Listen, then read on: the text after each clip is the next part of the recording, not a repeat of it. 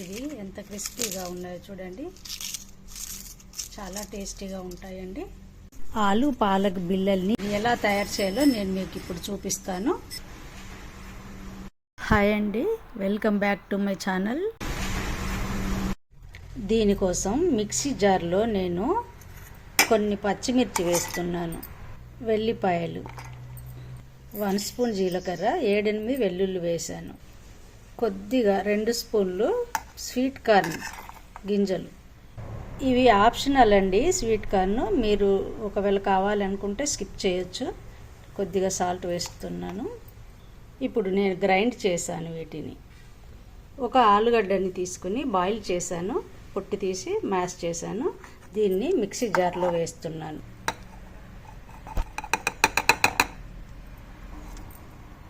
దీన్ని ఇలా పేస్ట్లా గ్రైండ్ చేసుకోవాలి. ఇప్పుడు కొద్దిగా పాలకూర ఆకులు వేస్తున్నాను. ఇలా గ్రైండ్ చేసుకున్నాను. ఇప్పుడు నేను ఈ టీ కప్పుతో 2 కప్పుల రైస్ ఫ్లోర్ తీసుకుంటున్నాను. ఇందులో ఒక 1 స్పూను నువ్వులు వేస్తున్నాను. మీరు తెల్లవి అయినా వేసుకోవచ్చు. కొద్దిగా కరివేపాకు కట్ చేశాను సన్నగా, కొత్తిమీర కొద్దిగా. వీటన్నిటిని కలిపేస్తున్నాను. ఇప్పుడు గ్రైండ్ చేసుకున్న ఆలు పేస్టుని వేసేస్తున్నాను.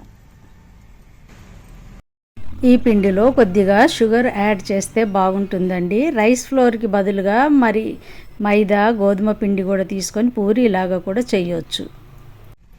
ఆలు పేస్ట్తోనే పిండి కన్సిస్టెన్సీ కరెక్ట్గా వచ్చేసిందండి.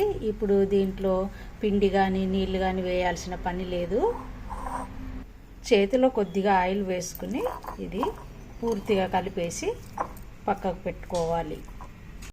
పిండిని కలిపాక మూత పెట్టేసి 1/2 అవర్ నానబెట్టుకున్నానండి. మీరు కావాలంటే వెంటనే కూడా చేసుకోవచ్చు. నేను కొద్దిగా సోడా వేశాను, వంట సోడా. ఇప్పుడు నిమ్మకాయ రసం వేస్తున్నాను. ఎందుకంటే ఆకులు, పాలకూర ఆకు, కరివేపాకు వేసాం కదా, కొద్దిగా ఒగరుగా ఉంటుంది. కలిపేసుకోవాలి పిండిని ఇలా. ఇప్పుడు నేను ఒక పాలిథిన్ షీట్ తీసుకొని ఆయిల్ అప్లై చేశాను. చేతికి కూడా ఆయిల్ అప్లై చేసుకున్నాను. స్పూన్తో ఇలా పిండిని చేతిలో వేసుకోవాలి. డైరెక్ట్ కుడి చేత్తో తీసుకోకూడదు. మనం ఏ చేత్తోనైతే ప్రెస్ చేస్తామో ఆ చేత్తో తీసుకోకూడదు.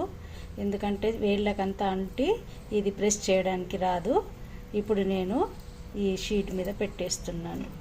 ఇప్పుడు ఇంకొక షీట్ తీసుకొని దీనికి కూడా ఆయిల్ అప్లై చేసి దీనిపైన వేస్తున్నాను. ఇలా దీన్ని ఇలా ప్రెస్ చేయొచ్చు. లేదంటే మీరు చపాతీ చేసే కర్రతో కూడా చేసుకోవచ్చు. చూడండి, ఇలా ప్రెస్ చేసి తీసుకోవచ్చు.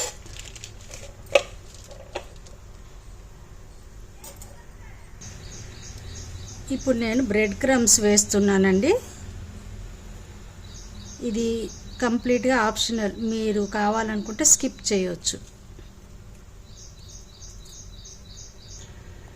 బ్రెడ్ క్రమ్స్ వేసి పేపర్ను దీనిపై వేస్తున్నాను. ఇప్పుడు కొద్దిగా లైట్గా ఇలా ప్రెస్ చేయాలి.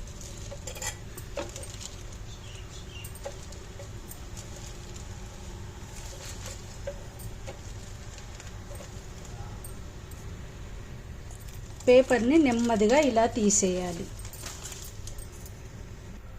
ఇప్పుడు నేను ఒక గ్లాస్ తీసుకున్నాను. వీటి మీద ఇలా పెట్టేసి ప్రెస్ చేయాలి. మీకు నచ్చిన షేపు, మీకు నచ్చినంత సైజు కట్ చేసుకోవచ్చు. ఇలా కట్ చేసుకోవాలి.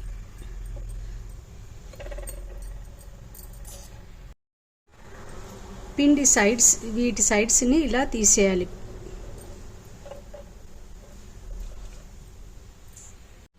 స్టవ్ వెలిగించి కడాయి పెట్టి ఆయిల్ పోసానండి. ఆయిల్ వేడెక్కింది. ఇప్పుడు స్టవ్ ఫ్లేమ్ సిమ్లో పెడుతున్నాను. బౌల్లో నీళ్ళు తీసుకుని చేతిని తడి చేసుకున్నాను. ఇప్పుడు వీటిని నేను ఆయిల్లో వేస్తున్నాను.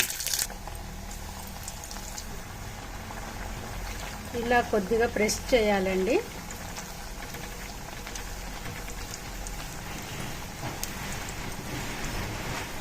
స్టవ్ ఫ్లేమ్ మీడియంలో పెడుతున్నాను. ఇప్పుడు వీటిని తిప్పేస్తున్నాను. ఇలా ప్రెస్ చేయాలి. మళ్ళీ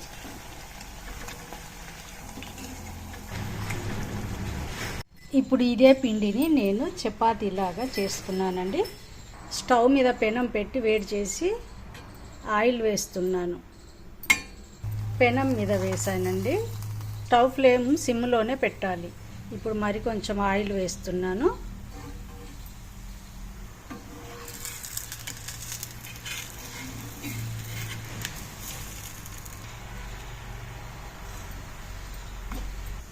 స్టవ్ ఫ్లేమ్ కొంచెం మీడియంలో పెట్టాను. 2 నిమిషాల తర్వాత తిప్పేస్తున్నాను. స్టవ్ ఆఫ్ చేస్తున్నాను. మీకు ఇది శాంపిల్గా చూపిస్తున్నానండి. ఇలా కూడా చేసుకోవచ్చని. లెస్ ఆయిల్తో చేసుకోవచ్చు, ఎక్కువగా ఆయిల్ పట్టదు దీనికి. ఇవి చాలా టేస్టీగా ఉంటాయండి. ఒకసారి ట్రై చేసి చూడండి. చూడండి, ఆలు పాలక్ బిళ్ళలు రెడీ అయిపోయాయండి. ఇది ఎంత క్రిస్పీగా ఉన్నాయో చూడండి. చాలా టేస్టీగా ఉంటాయండి. ఒకసారి ట్రై చేసి చూడండి. వీటిని ఇలా సన్నగా ఒత్తుకొని కూడా మెత్తగా కూడా చేసుకోవచ్చు బ్రేక్ఫాస్ట్కి. Thank you for watching. Please like, share and subscribe.